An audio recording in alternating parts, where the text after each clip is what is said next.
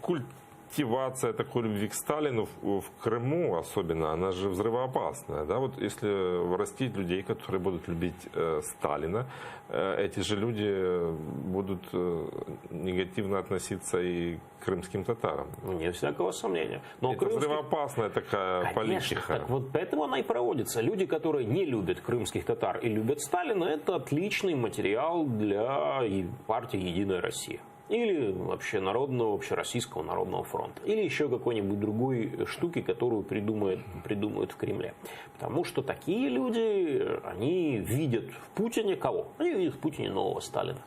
И, естественно, плюс-минус, не будем говорить за всех, не будем говорить, что это так вот однозначно, но они видят продолжение вставания России с колен, собирания земель русских и тому подобных вещей. И они охотно будут голосовать за Владимира Путина. И то, что крымские татары в основной своей массе не лояльны Путину, это дополнительный повод для вот таких вот новых сталинистов голосовать за Путина. А поскольку у нас впереди, как я уже подчеркивал, местные выборы в Крыму, а партия «Единая Россия» своими действиями скажем так, в социально-экономической плоскости постоянно обрушивает себе рейтинг, то единственный способ этот рейтинг спасти и сделать так, чтобы за нее давали голоса, это манипуляции в гуманитарной сфере. Вот вчера в Иркутске, кажется, прошел митинг с требованием отставки Путина.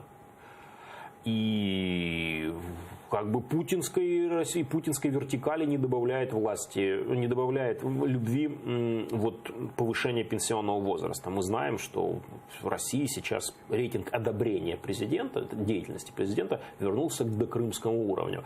А рейтинг «Единой России» пал так низко, что любая домохозяйка может победить кадрового бюрократа от «Единой России», если будет идти от другой партии. Чтобы это исправить, там прибегают к старым проверенным способам. Милитаризация, деды воевали в День Победы.